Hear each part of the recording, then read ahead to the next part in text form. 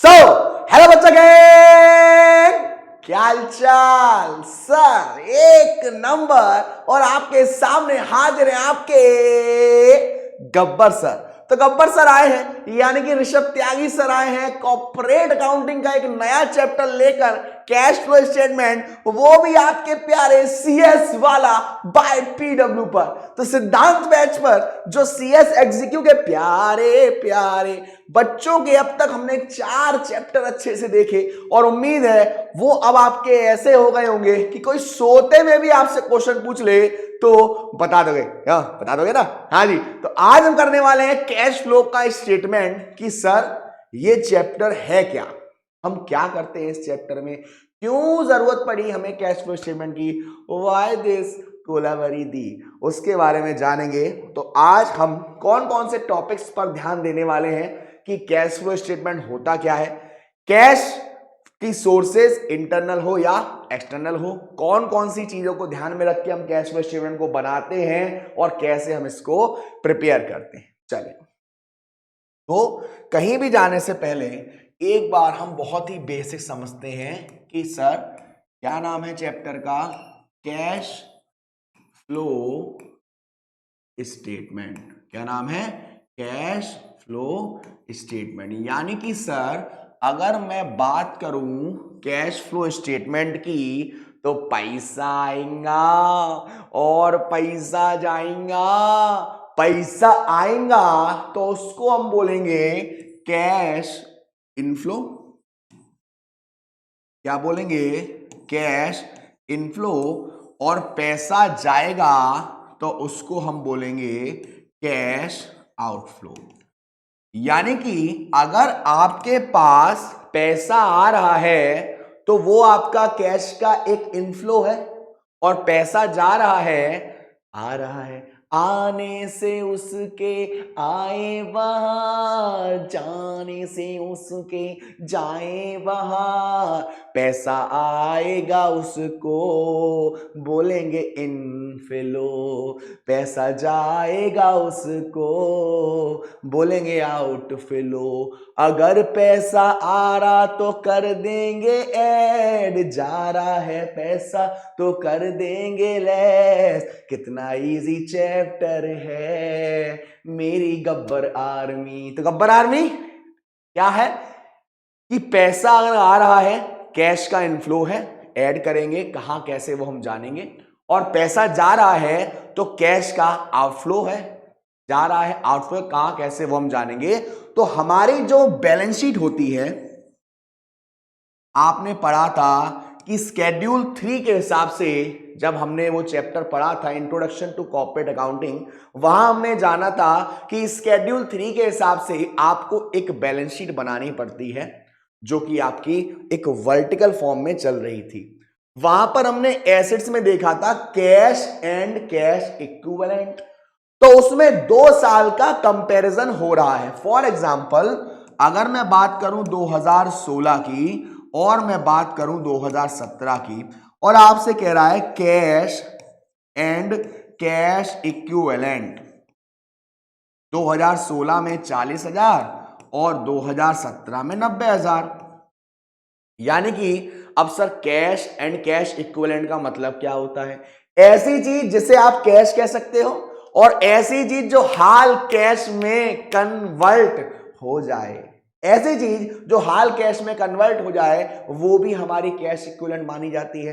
तो हमने देखा 2016 में कैश एट कैश इक्विवेलेंट था हमारे पास 40,000 का, और हमने देखा 2017 में हमारे पास है 90,000 का। अब हम इतने तो होशियार हैं कि हमें दिख रहा है कि 40 से कितना हो गया, 90,000 हो गया, कितना बढ़ गया, 50,000 का। इस 50,000 का जो कैश एंड कैश इक्विवेलेंट में बढ़ाव आया है वो किसकी वजह से, किस रीजन की वजह से, ये जानने के लिए हम क्या बनाते हैं, कैश फ्लो स्टेटमेंट। ये जानने के लिए हम क्या बनाते हैं, कैश फ्लो स्टेटमेंट, जिसमें मेनली हम 3 एक्टिविटी करते हैं। मतलब सर अगर आप बिजनेस कर रहे हो तो एक एक्टिविटी होगी जो आपकी कोर एक्टिविटी होगी, आपकी मेन एक्टिविटी होगी। मैं आपको पढ़ा रहा हूं तो मेरा मेन काम क्या है, पढ़ाना, ठीक है। अब मैं पढ़ाऊंगा तो उसके लिए मेरे को एक एरिया चाहिए, एक जगह चाहिए, कुछ खर्चा करना पड़ेगा। सड़क पर बैठ के तो पढ़ाऊंगा नहीं, मैं सड़क पर खड़ा होकर पढ़ाऊंगा अच्छा लगेगा? इतना स्मार्ट टीचर सड़क पर बैठ के पढ़ाएगा, मालूम है लाइन लग जाएगी। तो उसके लिए मुझे कुछ खर्चा करना पड़ेगा, उस खर्चे के लिए मेरे पास पैसे आने पड़ेंगे। तो ये जो स्टेटमेंट है इसमें हमारी तीन एक्टिविटी है, एक हमारी है ऑपरेटिंग, एक हमारी है इन्वेस्टिंग और एक है हमारी फाइनेंसिंग। मतलब सर हमारी जो एक्टिविटी है किसकी, कैश फ्लो की, यानी कि जो पैसे का फ्लो हो रहा है यहां पर, वो तीन एक्टिविटी में मेनली आपको देखने को मिलेगा। एक आपकी ऑपरेटिंग एक्टिविटी, एक आपकी इन्वेस्टिंग एक्टिविटी और एक आपकी फाइनेंसिंग एक्टिविटी। कहने को कह सकते हो कि ये तीन तरह की आपकी गर्लफ्रेंड है। अरे सर हम तो सिंगल हैं, चलो कोई बात नहीं, मान लेते हैं, मानने में क्या जा रहा है। और यहां तो एक नहीं तीन तीन मिल रही हैं। तो एक है आपकी ऑपरेटिंग एक्टिविटी, जो मेन एक्टिविटी है जिससे आप सच्चा प्यार करते हो, जान दे दोगे इसके लिए, सिमरन तू है मेरी किरण किरण, जिसके लिए आप जान दे दोगे, जो आपका मेन एक्टिविटी है, जो आपका मेन प्यार है, वो आपकी क्या है, ऑपरेटिव एक्टिविटी। लेकिन जिसके लिए खर्च करने की सोच रहे हो कि प्यार नहीं है, लेकिन चलो मैं इस पर खर्च कर दे रहा हूं, इसका रिचार्ज करवा दे रहा हूं, वो क्या है, इन्वेस्टिंग एक्टिविटी। और एक ऐसी गर्लफ्रेंड जो सिर्फ आपको पैसा देने के लिए बनी है या पैसा लेने के लिए बनी है, वो हमारी फाइनेंसिंग एक्टिविटी। यानी कि हमारे बिजनेस की जो मेन एक्टिविटी है, जो हमारे मेन काम है, वो हमारी ऑपरेटिंग एक्टिविटी है। उस बिजनेस को चलाने के लिए आपको खर्चा करना पड़ेगा, आपको कुछ फिक्स एसेट को खरीदना पड़ेगा, परचेज सेल करोगे, वो हमारी इन्वेस्टिंग एक्टिविटी है। और उसको खरीदने के लिए भी आपके पास क्या होना चाहिए, पैसा होना चाहिए। क्या होना चाहिए, पैसा होना चाहिए। वो पैसा कहां से आएगा, आप खुद लगाओगे या किसी से उधार लाओगे, वो हमारी फाइनेंसिंग एक्टिविटी। यहां तक क्लियर, एक नंबर। ओके चलिए, तो तीन एक्टिविटी देखी। अब किसी भी बिजनेस की जो ऑपरेटिंग एक्टिविटी है वो डिसाइड करी जाएगी कि वो बिजनेस किस चीज का है। अगर मैं एक फर्नीचर बेचने वाला हूं तो ये जो बेचने वाले का काम है, फर्नीचर का काम है, वो मेरी मेन एक्टिविटी है। मैंने उसके लिए एक जगह ले रखी है, फिक्स एसेट्स को ले रखा है, ताकि मैं उस रॉ मटेरियल को फिक्स गुड्स में कन्वर्ट कर देता हूं, तो वो मेरी इन्वेस्टिंग एक्टिविटी है। मैंने उसके लिए पैसा लिया है लोगों से उधार, या मैंने खुद का लगाया है, तो वो मेरी फाइनेंस एक्टिविटी है। तो ये तीन एक्टिविटी आपको ध्यान रखनी है कैश फ्लो में, ऑपरेटिंग, इन्वेस्टिंग और फाइनेंसिंग। सर हम क्यों बना रहे हैं कैश फ्लो स्टेटमेंट, कि कैश एंड कैश इक्विवेलेंट में जो भी चेंजेस आ रहे हैं वो किस रीजन की वजह से आ रहे हैं, क्या कारण है जिसकी वजह से ये आया है, और इन तीनों एक्टिविटीज का सम करके हम पता लगाते हैं कि कैश एंड कैश इक्विवेलेंट कहां से आया है। क्लियर यहां तक? चलिए थोड़ा सा आगे बढ़ते हैं। तो आपसे कह रहा है, when it is desired to explain to management the source of cash and its usage during a particular period of time, a statement known as cash flow statement is prepared.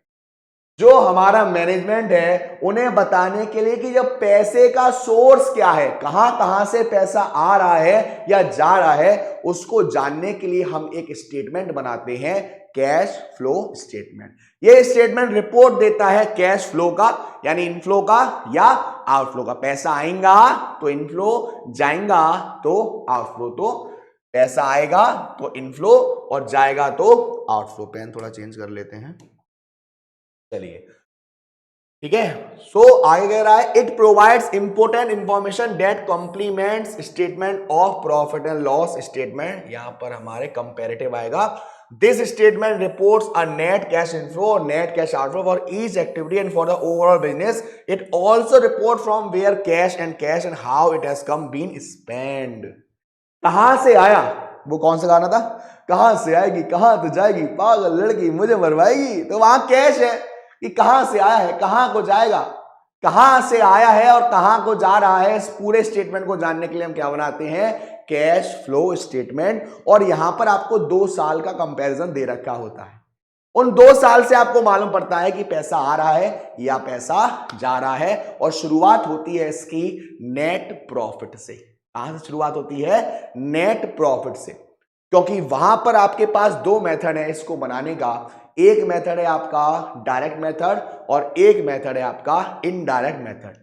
Direct method नाम से ही चलता है कि cash flow statement है तो cash से related ही चीजें आएंगी, लेकिन कुछ खर्चे ऐसे भी हैं जो आपके कैश पर असर डाल रहे हैं, भले ही वो कैश से रिलेट नहीं कर रहे, तो उसके लिए हम इनडायरेक्ट मेथड का इस्तेमाल करते हैं। तो ज्यादातर आपसे जो क्वेश्चन पूछा भी जाएगा वो इनडायरेक्ट मेथड पर ही आएगा। चलिए, अब यहां पर दे रखा है अकाउंटिंग स्टैंडर्ड थर्ड के हिसाब से हमें कैश फ्लो स्टेटमेंट प्रिपेयर करना पड़ता है। The applicability of cash flow statement has been defined under the Companies Act as per the definition है फाइनेंशियल स्टेटमेंट क्या क्या होता है। बैलेंस शीट है हमारा एक financial statement, profit and loss है, इनकम एंड एक्सपेंडिचर अकाउंट है, कैश फ्लो स्टेटमेंट है, statement of change in equity है, और ठीक है ना। तो ये सारी चीजें हमारी फाइनेंशियल स्टेटमेंट में इंक्लूड्स होती हैं और हम जानना चाहते हैं हर एक्टिविटी को कि हम बैलेंस शीट भी बना रहे हैं, हम प्रॉफिट एंड लॉस भी बना रहे हैं, हम इनकम एंड एक्सपेंडिचर भी बना रहे हैं, तो हम कैश फ्लो स्टेटमेंट भी बना रहे हैं, है ना। चलिए, तो यहां पर आपको दे रखा है meaning of certain terms use in the context of cash flow statement. अब कैश का मतलब क्या है? कैश का मतलब पैसा जो आपके पास है या पैसा जो बैंक में। अब बैंक में भी दो तरह की डिपॉजिट होती है, एक होती है आपकी डिमांड डिपॉजिट और एक होती है आपकी टर्म डिपॉजिट। डिमांड डिपॉजिट का मतलब है वो पैसा जो जब चाहो तब निकाल लोगे, जब चाहो तब निकाल लोगे। जो आपके सेविंग अकाउंट में पैसा है, जो आपके करंट अकाउंट में पैसा है, वो सारा पैसा क्या है? Demand deposit. और अगर आपने एफडी करवा रखी है, फिक्स डिपॉजिट के रूप में पैसे जमा कर रखे हैं, टाइम कर रखा है, तो वो हमारा टर्म डिपॉजिट है, वो हमारा कैश में ऐसे नहीं माना जाएगा इन केस ऑफ इमरजेंसी। और कैश के बराबर हम कर सकते हैं शॉर्ट टर्म के लिए। कोई चीज आपके पास रखी है, आप तुरंत उसे कैश में कन्वर्ट कर सकते हो विद इन 1 मंथ 2 मंथ 3, इसीलिए वो कैश इक्विवेलेंट मानी जा रही।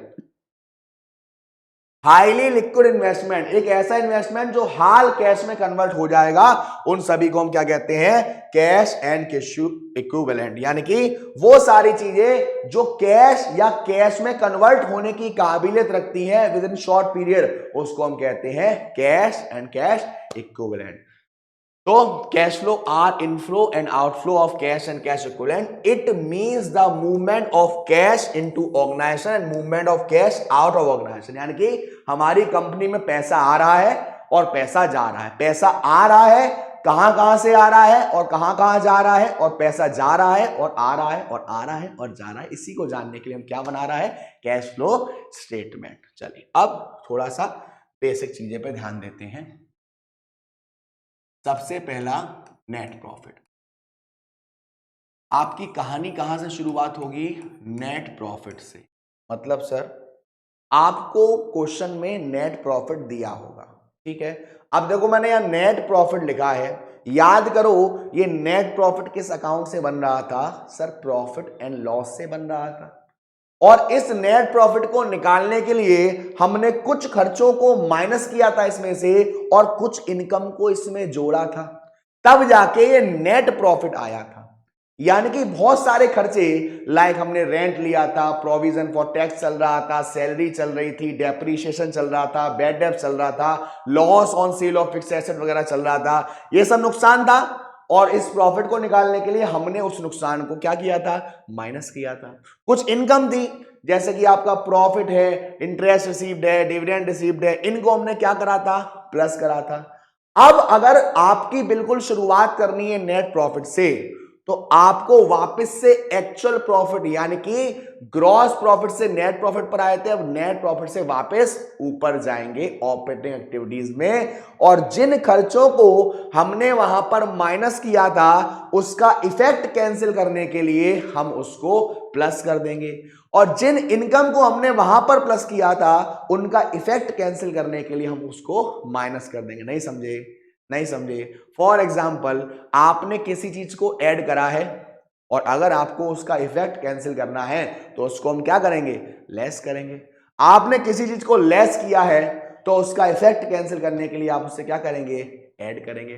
तो सबसे पहले आपको निकालना होता है net profit, net profit before tax, net profit before tax. अब ये नेट प्रॉफिट आपको कहां दिया होगा? जो आपकी बैलेंस शीट होती है, बैलेंस शीट में जब आप रिजर्व एंड सरप्लस देखते हो, रिजर्व एंड सरप्लस देखते हो, तो वही आपका क्या है? प्रॉफिट है। रिजर्व एंड सरप्लस का जो डिफरेंस है, फॉर एग्जाम्पल 2016 में रिजर्व एंड सरप्लस 50,000 के थे और 2017 में 1 लाख के हो गए। कितने बढ़ गए? 50,000। कितने का नेट प्रॉफिट? 50,000 का। लेकिन इनमें हम कुछ चीजों का भी ध्यान रखते हैं, इसमें हम कुछ चीजों का भी ध्यान रखते हैं। अरे अब तो मैं और स्मार्ट लग रहा हूं। ओहो, एक नंबर। चलिए, तो नेट प्रॉफिट हमने देखा, उसके बाद वो चीजें जो आपके खर्चे थे, जिनको आप माइनस कर रहे थे, आप ठीक करने के लिए उसको क्या कर दो? ऐड कर दो। जैसे कि डेप्रीशिएशन,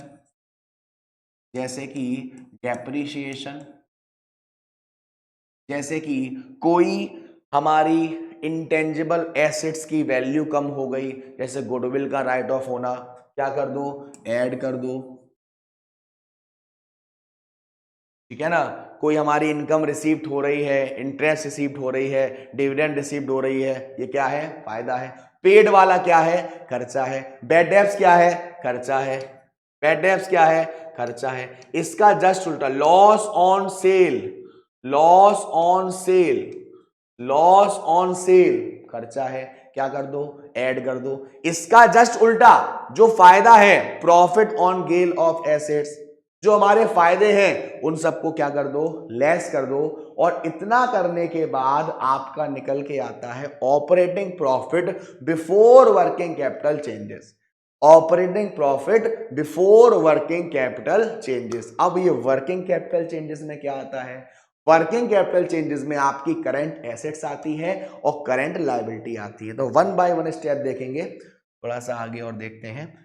देखिए, ये आपको सोर्स दे रखे हैं, इंटरनल सोर्सेस। इंटरनल सोर्सेस यहां पर डेप्रिसिएशन है, एमोर्टाइजेशन ऑफ इंटेंजिबल है, loss on sale of fix assets है, क्रिएशन ऑफ रिजर्व है। और यहां पर आपको दिख रहा है कि इन सारी एक्टिविटी से जो आपका कैश है उसकी वैल्यू क्या हो रही है? कम हो रही। कैश से रिलेट नहीं कर रहे, लेकिन सारे के सारे प्रॉफिट एंड लॉस में हम क्या कर रहे थे? एक तरीके से खर्चों की तरह ट्रीट कर रहे थे। तो अगर मैं आपसे पूछूं कि वापस से उसके इफेक्ट कैंसिल करने के लिए नेट प्रॉफिट के बाद ये सारी चीजें क्या हो जानी है? ऐड हो जानी है। डेप्रीशिएशन हुआ, किसी भी इंटेंजिबल की वैल्यू में कमी आई, किसी फिक्स एसेट्स को बेचने पर लॉस हुआ, और किसी भी तरह का आपने जनरल रिजर्व बनाया हुआ है, तो बनाया कहां से होगा?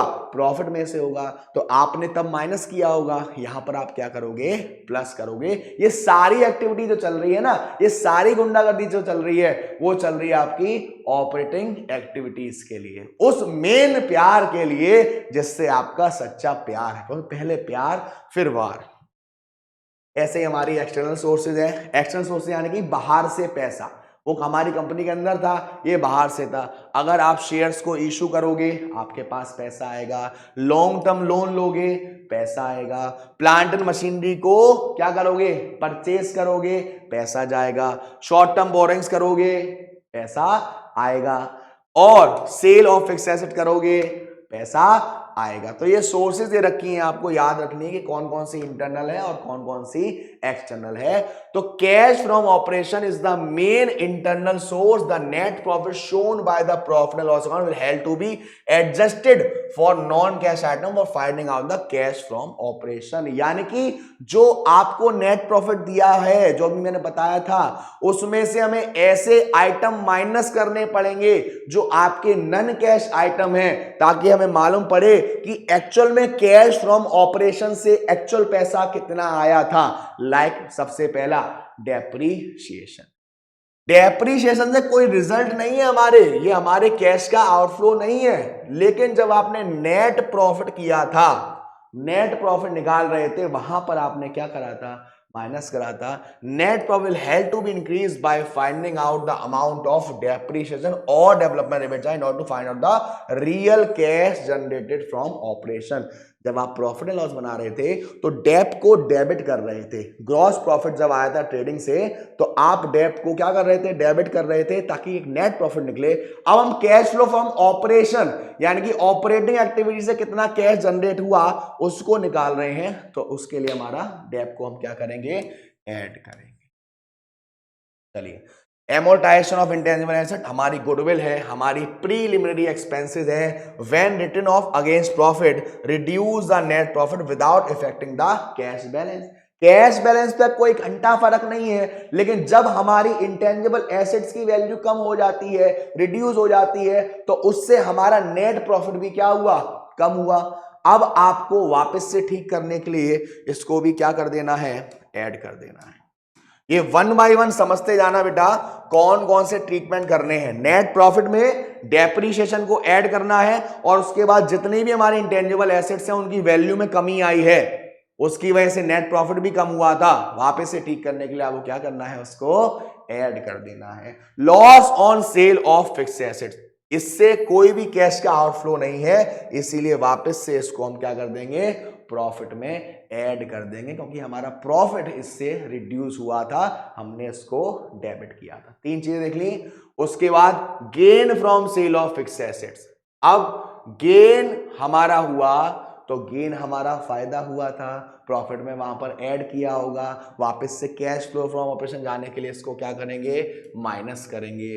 कोई रिजर्व हमने बनाया, कोई हमने रिजर्व बनाया था, वो रिजर्व गया कहां से, रिजर्व गया कहां से, प्रॉफिट में से बनाया, प्रॉफिट में से बनाया था रिजर्व, अब वापस से प्रॉफिट में डाल दो तो ऐड कर देंगे। ये सारी सोर्सेस तो है हमारी इंटरनली, जो हम इंटरनली ट्रीटमेंट करते हैं, और ये सारी की सारी हमारी ऑपरेटिंग एक्टिविटीज का पार्ट बनती हैं। अब जो एक्सटर्नल है, जिसको हम एक्सटर्नल नाम दे रहे हैं, like issue of new shares.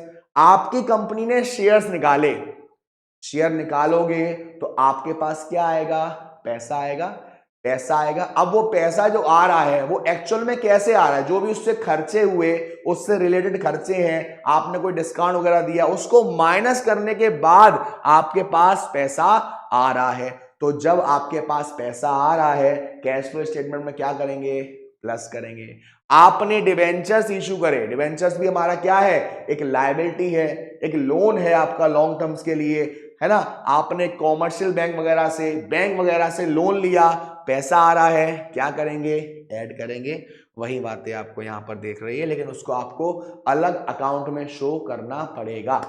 Then उसके बाद आपने प्लांट एंड मशीनरी खरीदी, प्लांट एंड मशीनरी खरीदोगे, पैसा आपके पास से जाएगा, क्या करेंगे, माइनस करेंगे। आपने छोटे छोटे समय के लिए आपने लोन लिया है, आपने किसी फिक्स एसेट्स को बेच दिया है, आपके पास पैसा आएगा। उसके बाद आपको ध्यान रखना है कि जो हमारी करेंट एसेट्स होती है, करेंट लायबिलिटी होती है, इनकी वैल्यू अगर घटेगी या बढ़ेगी तो हमको प्लस करना है या माइनस करना है। तो यहां पर मैं आपको एक छोटी सी डिटेल दोबारा देता हूं कि हमने जब कैश फ्लो स्टेटमेंट बनाना शुरू करा, हमने जब कैश फ्लो स्टेटमेंट बनाना शुरू करा तो सबसे पहले हमने लिया नेट प्रॉफिट, सबसे पहले हमने लिया नेट प्रॉफिट।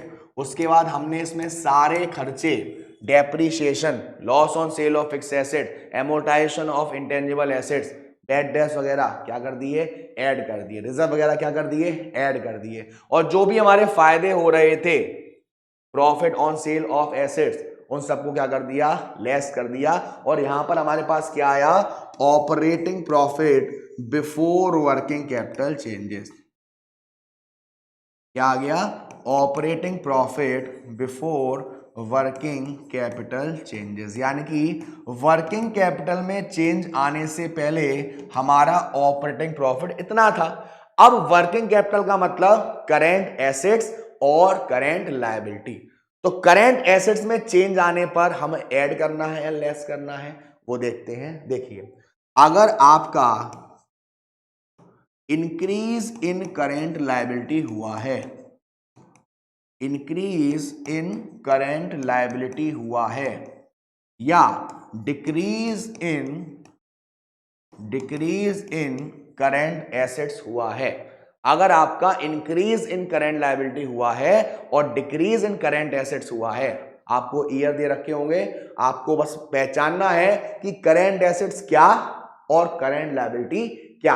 अगर करेंट लायबिलिटी बढ़ रही है तो उसको आपको ऐड कर देने का है, और अगर करेंट एसेट्स घट रही है तो उसको आपको ऐड कर देना है। उसका जस्ट उल्टा, यानी कि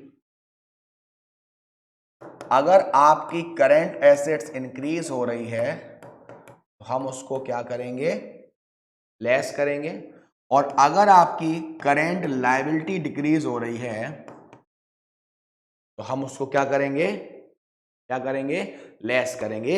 इतना करने के बाद आपका आता है cash flow from operating activities. अगर आपने कोई इनकम टैक्स पेड किया है तो वो हम उसको माइनस कर देते हैं, और अगर कोई रिबेट मिलती है इनकम टैक्स से उसमें प्लस कर देते हैं। इतना करने पर अगर हमारा आंसर प्लस में आ रहा है तो हम लिखते हैं cash flow from operating activity, और आंसर माइनस में आ रहा है तो हम लिखते हैं net cash used in operating activities. तो ये आपकी एक एक्टिविटी हुई ऑपरेटिंग एक्टिविटी, जो आपके लिए बहुत ही मेन है, बहुत ही इंपॉर्टेंट है। जो भी दिक्कत आती है वो ऑपरेटिंग में ही आती है, और जो आपका डायरेक्ट मेथड है या इनडायरेक्ट मेथड है, दोनों में जो डिफरेंस है वो सिर्फ ऑपरेटिंग में ही है। इन्वेस्टिंग और फाइनेंसिंग दोनों में सेम रहता है। अब सर इन्वेस्टिंग क्या होती है?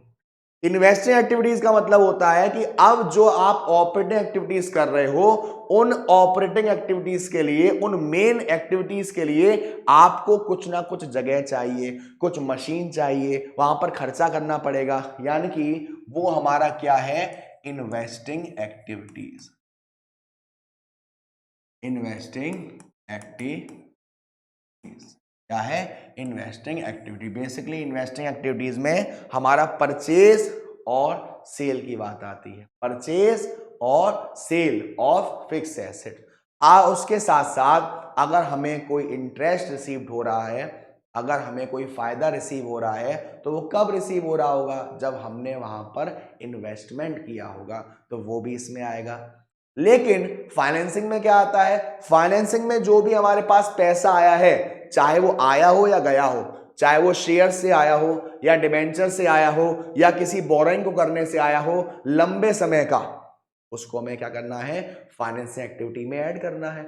और अगर इनका पेमेंट करा है, हमने रिडेम्पशन ऑफ प्रेफरेंस शेयर्स किए हैं, हमने रिडेम्पशन ऑफ डिबेंचर्स किए हैं, पेमेंट किया है, तो हमारे पास से गया है, और गया है तो माइनस करेंगे। बाकी जितने भी पेमेंट है, जैसे डिविडेंड पेड है हमारा, इंटरेस्ट पेड है, ये सारे पेड हमारे किसका है? फाइनेंसिंग का पार्ट है। इतना करने के बाद हम तीनों एक्टिविटी को, एक्टिविटी ए यानी कि ऑपरेटिंग एक्टिविटी, ऑपरेटिंग के बाद इन्वेस्टिंग एक्टिविटी, और इन्वेस्टिंग के बाद फाइनेंसिंग एक्टिविटी, तीनों एक्टिविटीज को ऐड कर देते हैं, ए प्लस बी प्लस सी। और तीनों एक्टिविटीज को ऐड करने के बाद जो हमारा कैश का बैलेंस है प्रीवियस ईयर का, उस प्रीवियस ईयर में इसको ऐड कर देते हैं, और दोनों को ऐड करने के बाद जो हमारा कैश एंड कैश इक्विवेलेंट में करंट ईयर का अमाउंट है, ये अमाउंट उसके बराबर आ रहा है। इट मींस आपका आंसर सही है, आपने स्टेटमेंट सही बनाया है। लेकिन अगर ऐसा नहीं होता है तो सोचो कुछ ना कुछ भूल हो गई, और जब भूल होती है तो माफी मांगनी पड़ती है। चलिए देखिए, यहां पर आपका classification of cash flow statement, सबसे पहला है आपका ऑपरेटिंग एक्टिविटीज। क्या बताया था? Main activities, core activities. Operating activities are the principal revenue producing activities of the enterprise and other activity that are not investing and financing activity. Operating activity हमारी वो activity होती है जो मेन एक्टिविटी होती है, जिससे हमारे कंपनी का रेवेन्यू जनरेट हो रहा है। ऐसी एक्टिविटी को हम क्या कहते हैं? Operating activities. Operating activities include cash effect of those transaction and event that enter into the determination of net profit और नॉट लॉस। जब नेट प्रॉफिट निकाल रहे थे, जब नेट लॉस निकाल रहे थे, उस समय कौन कौन से कैश इफेक्ट थे वो इसमें इंक्लूड किए जाते हैं। अब business normal operation result in both, cash receipt भी हो सकता है और कैश पेमेंट भी हो सकता है।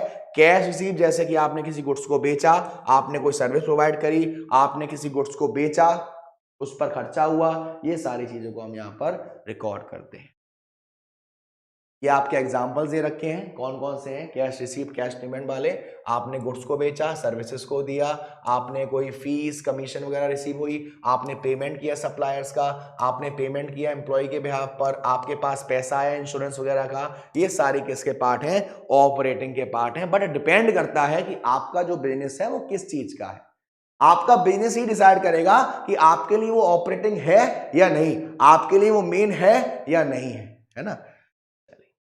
उसके बाद नेक्स्ट है हमारा इन्वेस्टिंग एक्टिविटीज। जैसे investing activities are the acquisition and disposal of long term asset. या तो आपने एसेट्स को खरीदा है या एसेट्स को बेचा है, वो आपके लिए एक इन्वेस्टिंग एक्टिविटीज है। और ऐसे इन्वेस्टमेंट जो कैश इक्विवेलेंट में नहीं आते, तो ऐसे ट्रांजैक्शन यानी कि purchase and sale of long term asset, जैसे कि लैंड है, बिल्डिंग है, प्लांट एंड मशीनरी है, या हमने इन्हें रीसेल के लिए रखा गया है, तो इसके एग्जांपल्स क्या हैं? जैसे आपने पेमेंट किया फिक्स एसेट्स को खरीदने में, कहाँ आएगा आपका? इन्वेस्टिंग में आएगा।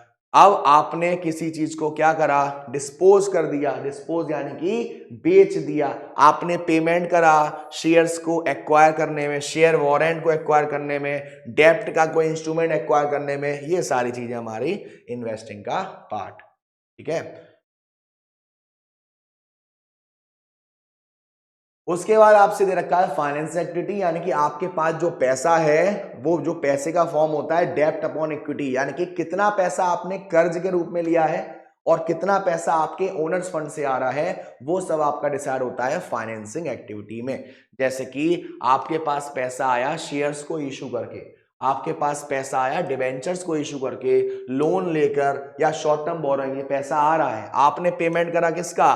प्रेफरेंस शेयर्स का, डिबेंचर्स होल्डर का, आपने प्रेफरेंस रिडीम कर दिए, आपने किसी को डिविडेंड पेड करा, यहां पर आपके पास पैसा जा रहा है। तो ये हमारा पार्ट होता है फाइनेंसिंग एक्टिविटी का। पूरा जो खेल है वो सिर्फ ऐड और लेस का है। अगर ऐड और लेस की कहानी आप जान गए मेरी जान, तो आपका ये जो क्वेश्चन है वो कोई क्वेश्चन गलत कर ही नहीं सकता, कोई आपका क्वेश्चन ये हिला नहीं सकता आपके अलावा। चलिए, तो यहां पर कुछ एक्स्ट्रा ऑर्डिनरी आइटम्स हैं जिनका हमने ट्रीटमेंट समझा था। The cash flow associated with extra items such जैसे कि bad debts recovered, claim for insurance company, winning of a law suit और lottery are disclose separately as arising from operating, investing, financing as the case may be in the cash flow. इनको आपको अलग अलग show करना पड़ेगा, depend करता है कि किस एक्टिविटी की वजह से अराइज हो रही है। सेम ट्रीटमेंट आपको इंटरेस्ट और डिविडेंड का देना पड़ेगा। जैसे कि according to accounting standard 3 the treatment of interest and dividend receive and paid depend upon the nature of the enterprise. ये जो डिविडेंड है वो क्या पेड कर रहा है, कौन पेड कर रहा है, ये जो इंटरेस्ट है वो कौन रिसीव कर रहा है, कौन पेड कर रहा है, कि वो फाइनेंशियल एंटरप्राइजेस है या फाइनेंशियल एंटरप्राइजेस नहीं है। फॉर एग्जाम्पल, अगर in the case of financial enterprise, अगर आपका जो फाइनेंशियल एंटरप्राइजेस है, आपका मेन काम पैसा देना और पैसा लेना ही है, तो आपके लिए जो भी पैसा आ रहा है इंटरेस्ट पेड या इंटरेस्ट रिसीव, वो सारा का सारा क्या पार्ट है? ऑपरेटिंग का पार्ट है, क्योंकि वो आपका मेन है। लेकिन अगर वो आपकी अदर एंटरप्राइजेस है, फाइनेंशियल नहीं है, तो cash flow arising from interest paid should be classified as financing activity, ठीक है ना। तो cash flow arising from interest should be हमारा कैश फ्लो होता है। अब यहां पर देखो दे रखा है नॉन फाइनेंशियल एंटरप्राइजेस और फाइनेंशियल एंटरप्राइज। अगर आपका नॉन फाइनेंशियल एंटरप्राइज यानी कि आपका काम नहीं है ना पैसा देना ना लेना, आप लोन नहीं देते ना लोन लेते, आपका मेन काम ये नहीं है, तो आप एक नॉन फाइनेंशियल एंटरप्राइज हो। अब इसमें अगर आपने इंटरेस्ट पेड करा, ये आपकी एक फाइनेंशियल एक्टिविटी है। आपने हो सकता है लोन वगैरह लिया हो, या रिसीव करा, हो सकता है आपने कहीं पर पैसा लगाया हो, इन्वेस्टिंग एक्टिविटी है। डिविडेंड पेड करा तो फाइनेंस एक्टिविटी है। डिविडेंड रिसीव करा, इन्वेस्टिंग एक्टिविटी। लेकिन अगर इसी को मैं फाइनेंशियल में कन्वर्ट कर दूं, मेरा मेन काम यही है, तो इंटरेस्ट पेड मेरा क्या है? ऑपरेटिंग एक्टिविटी है। इंटरेस्ट रिसीव भी मेरा क्या है? ऑपरेटिंग एक्टिविटी है। डिविडेंड पेड करना मेरे लिए क्या है? फाइनेंस एक्टिविटी है। और डिविडेंड रिसीव करना मेरे लिए एक मेन एक्टिविटी है, क्योंकि ये मेरी फाइनेंस का काम है, ऑपरेटिंग एक्टिविटीज। ये चार्ट बेटा बहुत ज्यादा इंपॉर्टेंट, मार्क कर लेना। क्वेश्चन आपके एमसीक्यू फॉर्म में आने के चांसेस बहुत बनते हैं, और शॉर्ट फॉर्म में भी आता है कि differentiate between cash flow statement with financial and non financial enterprise. चलिए, यहां पे आपको टैक्सेस और इनकम, यहां पे प्रोविजन ऑफ टैक्स के बारे में बताया था। एक्वाइशन ये भी मैंने भी आपको बताया, ये हमने ये किसी काम का नहीं है आपका। चलिए, यहां पर आपको देखिए डायरेक्ट मेथड और इनडायरेक्ट मेथड। डायरेक्ट मेथड और इनडायरेक्ट मेथड में फर्क क्या है? डायरेक्ट मेथड में जो हमारी कैश रिसीव्स होती हैं ऑपरेटिंग रेवेन्यू से, या कैश पेमेंट्स होते हैं, उनको शो करते हैं। लेकिन इनडायरेक्ट में सारी चीज आ जाती हैं। जब आप प्रॉफिट को डिस्क्लोज कर रहे थे, उससे रिलेटेड जो जो चीजें आपने प्लस या माइनस करी, वो आपके इनडायरेक्ट का पार्ट बनेगा। अगर आपके पॉइंट ऑफ व्यू से देखा जाए तो सिर्फ आपको ज्यादा से ज्यादा इनडायरेक्ट पर फोकस करना है, डायरेक्ट पर इतना फोकस नहीं करना, क्योंकि क्वेश्चन भी आपके इनडायरेक्ट से ही आते हैं। फिर भी एक बार आप देख लीजिएगा कि cash receive from operating revenue के इसमें मैंने फॉर्मूले भी अटैच किए हैं कि अगर आपका कैश आ रहा है, कैश कहां से आ रहा है, जहां जहां से पैसा आ रहा है, जहां जहां से पैसा आ रहा है हम उसमें काउंट करते जाएंगे। अगर मैं बात करूं डायरेक्ट मेथड की, यहां पे मैंने अटैच भी किया हुआ है, ये देखिए। अगर आप निकालते हैं कि डेटर से कितना पैसा कलेक्ट हुआ, डेटर से कितना पैसा कलेक्ट हुआ, तो जो भी आपने क्रेडिट सेल्स करी है, जो भी आपने क्रेडिट सेल्स करी है, जो भी आपके अकाउंट रिसीवेबल्स हैं उसको ऐड करना है, और जो भी अकाउंट रिसीवेबल आपकी इंक्रीज हुई है उससे माइनस करना है। सेम आपका परचेज में चलेगा, ये आप तो शुरुआत से समझते आ रहे हो, फॉर्मूला होता था cost of goods sold equal to opening plus purchase plus direct expenses minus closing stock. अब हमें यहां पर कुछ भी वैल्यू निकालनी होती थी तो हम इधर का उधर कर देते थे, इसकी टोपी उसके सर। हाँ जी, ये सारे आपको फॉर्मूले दे रखे हैं जो कि आपके डायरेक्ट मेथड का पार्ट है, और मैं अभी भी कह रहा हूं बहुत ही रेयर आपसे पूछा जाता है, बस आपको सिंपल इनके फॉर्मूले याद रखने हैं। और डायरेक्ट में और इनडायरेक्ट में जो भी चेंजेस आएगा वो सिर्फ ऑपरेटिंग में ही मिलेगा आपको, डायरेक्ट और इनडायरेक्ट में सिर्फ ऑपरेटिंग में ही चेंजेस मिलेंगे आपको, बाकी दोनों मेथड में आपके सेम रहते हैं।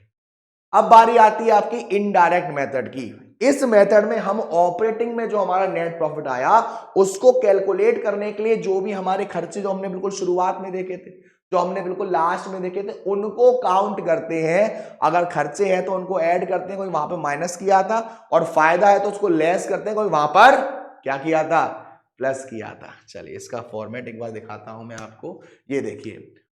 सबसे पहले net profit before tax and extra ordinary items, profit को देने से पहले, जो आपने प्रॉफिट में से टैक्स को देने से पहले या एक्स्ट्रा ऑर्डिनरी आइटम्स को देने से पहले आपका नेट प्रॉफिट कितना था।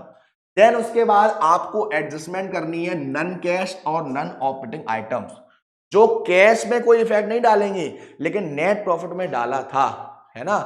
जैसे हमारा right of depreciation, goodwill, preliminary expenses, under writing commission, bad debts, provision for bad debts, ये सारी चीजें हमारी इसमें आएंगी और इसको हम क्या कर देंगे, ऐड कर देंगे। वहीं पर लेस की बात करूं, यहां पर लेस होगा बेटा loss on sale of fixed assets या इन्वेस्टमेंट या प्रॉफिट ऑन सेल ऑफ, ये लॉस वाला ऐड होगा, ये लेस होगा profit on sale of fixed assets. फिर इतना करने के बाद आपका operating profit before working capital changes आता है, और operating profit before working capital changes में आपको देखना है कि मेरी करंट लायबिलिटी बढ़ रही है या कम हो रही है, मेरी करंट एसेट बढ़ रही है या कम हो रही है। मैंने इसके लिए आपके लिए क्वेश्चन भी लिया है, जरा मैं उससे समझाता हूं आपको, तो आपको और अच्छे से क्लियर हो जाएगा।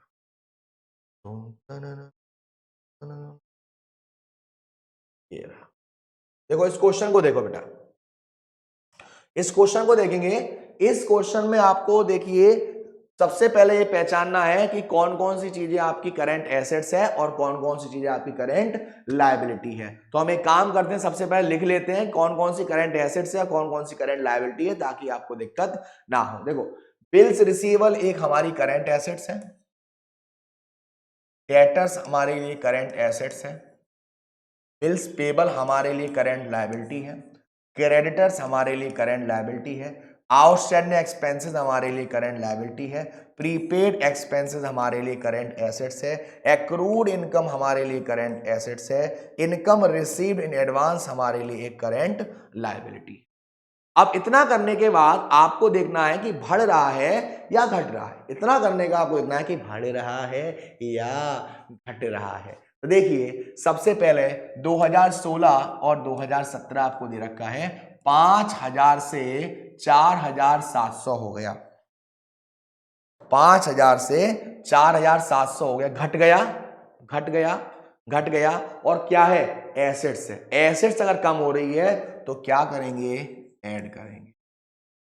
एसेट्स अगर कम हो रही है तो क्या करेंगे, ऐड करेंगे। उसके बाद डेटर्स हमारे लिए करंट एसेट्स हैं और बढ़ गई, बढ़ गई तो क्या करेंगे, लेस करेंगे, ठीक है। उसके बाद बिल्स पेबल लायबिलिटी है, बढ़ गई है तो क्या करेंगे, ऐड करेंगे। उसके बाद क्रेडिटर्स करंट लायबिलिटी है, कम हो गई, लायबिलिटी कम हो गई, क्या करेंगे, क्या करेंगे, लेस करेंगे। उसके बाद आउटस्टैंडिंग एक्सपेंसेस करंट लायबिलिटी है बढ़ गई, क्या करेंगे, ऐड करेंगे। करंट एसेट्स हमारी कम हो गई, क्या करेंगे, ऐड करेंगे। करंट एसेट्स हमारी क्या हो गई, बढ़ गई, क्या करेंगे, लेस करेंगे। करंट लायबिलिटी कम हो गई, क्या करेंगे, लेस करेंगे। ये सारे ट्रीटमेंट है। अब इनको आप शो कैसे करते हो, उसके लिए मैंने आपके साथ साथ ये देखिए, ये प्रॉपर मैंने सॉल्यूशन लिया हुआ है कि आपको इसमें शो कैसे करना है। सबसे पहले आपने profit made during the year लिखा 7,000। देन आपने लिखा कि हम ऐड और लेस क्या करते हैं, अगर करंट एसेट डिक्रीज होती है और करंट लायबिलिटी इंक्रीज होती है तो ऐड करते हैं। और इसका जस्ट उल्टा करंट एसेट अगर आपकी इंक्रीज होगी और करंट लायबिलिटी अगर आपकी डिक्रीज होगी तो हम उसको क्या करेंगे, लेस करेंगे। तो उसी के हिसाब से हमने इस क्वेश्चन को किया। अब आपने जैसे यहां पर लिखा हुआ है कि अगर कोई करंट एसेट्स बढ़ रही है, लेस तो करेंगे, लेकिन आपको प्रॉपर लिखना पड़ेगा इंक्रीज इन फलाना ढिंकाना दुमताना और ब्रैकेट में शो करना पड़ेगा कि ये करंट एसेट्स है या करंट लायबिलिटी है। जैसे देखिए यहां पर आपने करंट एसेट्स को बढ़ाया है, इंक्रीज इन डेटर्स, और यहां पर शो भी करा है, डिक्रीज इन क्रेडिटर्स और यहां पर शो भी करा है। सेम आपने यहां पर किया है डिक्रीज इन बिल्स रिसीवेबल और आपने शो भी किया है सीए करंट एसेट्स। चलिए, ये आपके लिए एक प्यारा सा क्वेश्चन था ताकि आपको और अच्छे तरीके से समझाया जा सके। ठीक है, तो अब ये चीज आपके क्लियर हो गई होगी कि क्या क्या चीजें ऐड करनी है, क्या क्या चीजें लेस करनी है। एडजस्टमेंट आपको दे रखे हैं, एडजस्टमेंट कौन से होंगे, adjustment for change in current asset. कौन से नहीं आएंगे, करंट एसेट सारे नहीं आएंगे, कैश एंड कैश इक्विवेलेंट नहीं आएगा, करंट लायबिलिटी में बैंक ओवरड्राफ्ट नहीं आएगा, बाकी सारी चीजें हमको ले लेनी है। तो अगर हमारी करंट एसेट डिक्रीज होती है और करंट लायबिलिटी इंक्रीज होती है तो हम उसको क्या करेंगे, ऐड करेंगे। जिसके आपको एग्जांपल दे रखा है, डेटर्स है, बिल्स रिसीवेबल है, स्टॉक है, प्रीपेड एक्सपेंसेस है। अगर ये बढ़ता है तो हम क्या करेंगे, लेस करेंगे, और अगर ये घटता है तो हम क्या करेंगे, ऐड करेंगे। ठीक है, उसके बाद ऐड क्या करेंगे, करंट लायबिलिटी बढ़ती है, जैसे क्रेडिटर्स है, बिल्स पेबल है, आउटस्टैंडिंग एक्सपेंसेस है, बढ़ती है करंट लायबिलिटी तो ऐड करेंगे, और घटती है तो हम उसको क्या करेंगे, लेस करेंगे। इतना करने के बाद हमें आ गया कैश जनरेटेड फ्रॉम ऑपरेशन, उसमें से हमें इनकम टैक्स पेड करना है और ये देखना है कि हमारा आंसर प्लस में है या माइनस। अगर प्लस में है तो net cash from operating activity, और माइनस में है तो net cash use in operating activity. और यहां पर आपका cash flow from operating activities आ चुका है। ठीक है ना, हमने सारी एडजस्टमेंट करी और यहां पर एक केस दे रखा है, adjustment for gain and loss on sale of fixed asset. देखो, when fixed assets or investment are sold there may be either profit or loss on sale। जब आपने किसी फिक्स एसेट्स को बेचा तो प्रॉफिट भी हो सकता है आपको और लॉस भी हो सकता है।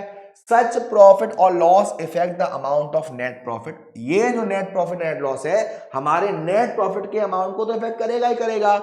When fixed assets with a book value of 75,000 was sold for 90,000, 75,000 की चीज 90,000 में बेच दी, कितने का फायदा हो गया, 15,000 का फायदा हो गया। लेकिन हमारे पास एक्चुअल इनफ्लो कितना आ रहा है, 90,000 आ रहा है, which would be reflected in the cash flow statement including a profit 15,000। अब हमारे पास पैसा है 90,000 का और उसमें जुड़ा हुआ है क्या, प्रॉफिट।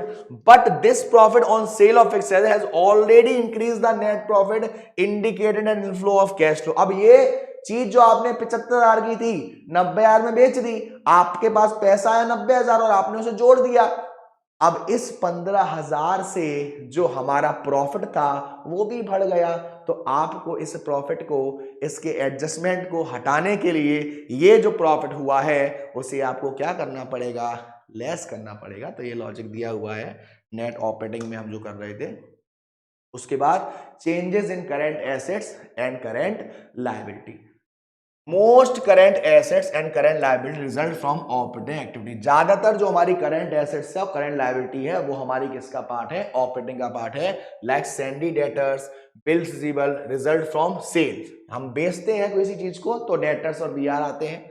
इन्वेंट्री जनरेट होता है रेवेन्यू, प्रीपेड एक्सपेंसेस ऑपरेशन से। On the liability side syndicators, BP, जब हम सामान को उधार खरीदते हैं।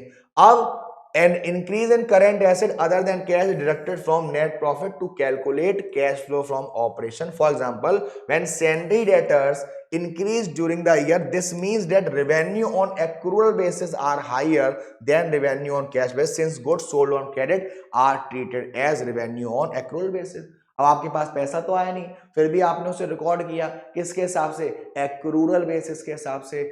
अगर आपके डेटर्स बढ़ गए, आपके डेटर्स बढ़ गए, यानी कि क्या किया आपने? आपने सामान को उधार बेचा।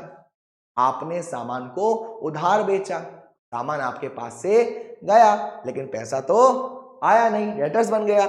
In other words the business operation in the period covered result in more revenue but not all the result corresponding increase in cash. यानी कि ऐसे आइटम्स बढ़ तो रहे हैं लेकिन पैसा तो वहां पे आ ही नहीं रहा है।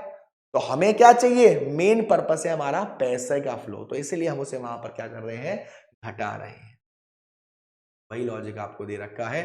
अब पूरा फॉर्मेट ये आपका डायरेक्ट मेथड के हिसाब से था, जो भी आपने एग्जांपल देखे थे, ये कैश कहां कहां से आ रहा है और कहां कहां से आ सकता है, ये आपका सेम रहेगा, चाहे आप इनडायरेक्ट में बनाओ या डायरेक्ट में बनाओ, ये आपका सेम रहता है। तो इसका जो प्रॉपर फॉर्मेट है ये देखिए, यहां पर आप बारी बारी से समझिएगा और फिर देखिएगा। सबसे पहले आपने यहां पर cash flow from operating activities और नेट प्रॉफिट बिफोर टैक्स आया। एडजस्टमेंट पे हमने क्या किया था? डेप को लिया था, ऐड किया था। गेन और लॉस, गेन हो रहा है तो लेस करेंगे और लॉस हो रहा है तो ऐड करेंगे। इंटरेस्ट और डिविडेंड, रिसीव्ड हो रही है तो लेस करेंगे, पेड है तो ऐड करेंगे। इतना करने के बाद हमारा क्या निकल के आया?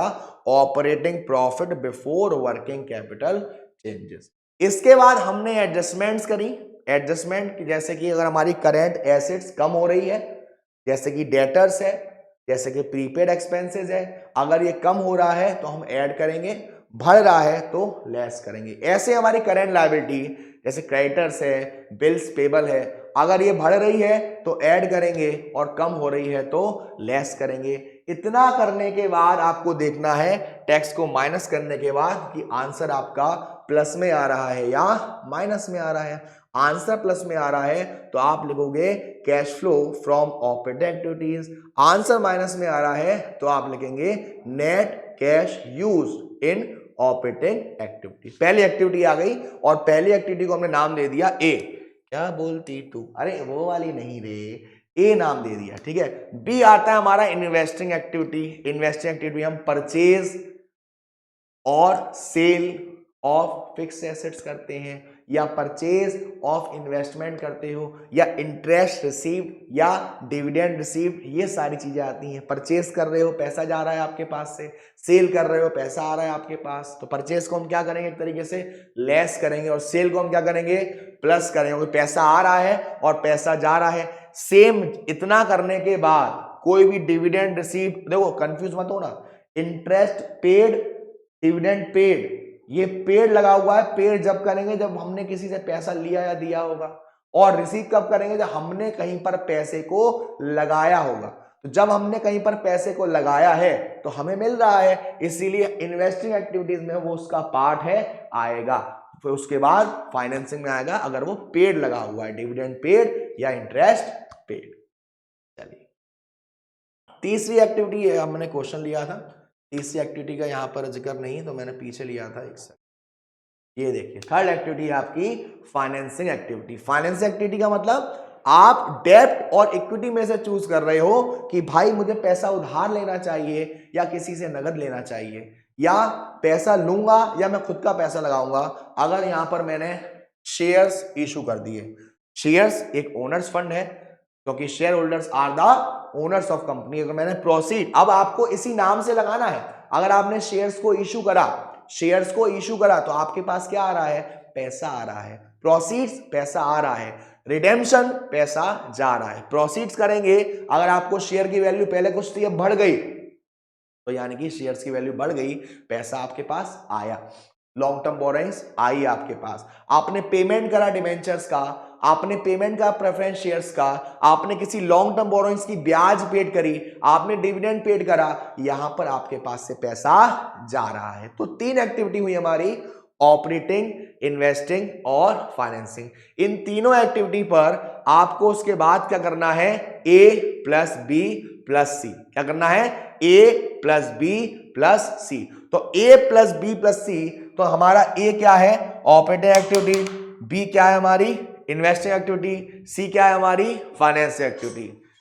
ए क्या है हमारी ऑपरेटिंग एक्टिविटी, बी क्या है इन्वेस्टिंग एक्टिविटी और सी हमारी क्या है फाइनेंसिंग एक्टिविटी। इतना करने के बाद आपको क्या करना है, जो कैश और कैश इक्विवेलेंट का प्रीवियस ईयर का बैलेंस था, यानी कि पिछली साल का, उसको जो भी हमारा ऑपरेटिंग, इन्वेस्टिंग और फाइनेंसिंग से प्लस या माइनस निकल के आया, तीनों को जोड़ने के बाद आपको उसे ऐड करना है। और अगर ऐड करके जो कैश एंड कैश इक्विवेलेंट का करंट ईयर का बैलेंस है, इसी साल का बैलेंस है, उसके बराबर आ रहा है, इसका मतलब आपका जो कैश फ्लो स्टेटमेंट है वो बिल्कुल सही है। तो ये मैंने आपको बता ही दिया। उसके बाद एक क्वेश्चन था जिसका ये सॉल्यूशन था जो मैंने आपको समझाया था। अब समाप्त करने से पहले कुछ इंपॉर्टेंट बातें जो मैं आपको बता दूं, इस चैप्टर में से आपको, अगर आप न्यू सिलेबस के हिसाब से जा रहे हो, तो जो बड़े बड़े क्वेश्चन हैं जिसमें आपको 2 या 3 एडजस्टमेंट दिया होगा, उन क्वेश्चन को थोड़ा ट्राई कीजिएगा। प्लस जो एमसीक्यू फॉर्म में है उनको ज्यादा से ज्यादा थ्योरी पर ध्यान देना है कि कैश फ्लो स्टेटमेंट में कौन कौन सी चीजें कहां कहां आती हैं, है ना। ऑपरेटिंग में क्या क्या आता है, इन्वेस्टिंग में क्या क्या आता है, जैसे फंड फ्लो में भी इसमें आता है। फंड फ्लो में क्या रहता है सर, जो हमारी करंट एसेट्स और करंट लायबिलिटी की बात है वो हमारे फंड फ्लो में करी जाती है। और आपको दिक्कत वाली बात कोई नहीं लेनी है, कोई जैसे ही आपका ये पूरा कोर्स एकदम कंटेंट खत्म होता है, उसके बाद में आपको मोस्ट इंपोर्टेंट क्वेश्चन लाऊंगा एमसीक्यू की फॉर्म में भी और सब्जेक्ट फॉर्म में भी, ताकि आपका जो पेपर होने वाला है ना वो ऐसा हो जाए कि आप बस एक बात कहें कि अब की बार 100 नंबर पा। तो ध्यान रखिएगा बच्चा लोग, गब्बर सर आपके चलते हैं और बहुत जल्द मिलेंगे नेक्स्ट लेक्चर पर। तब तक के लिए tata bye bye, see you, bye bye.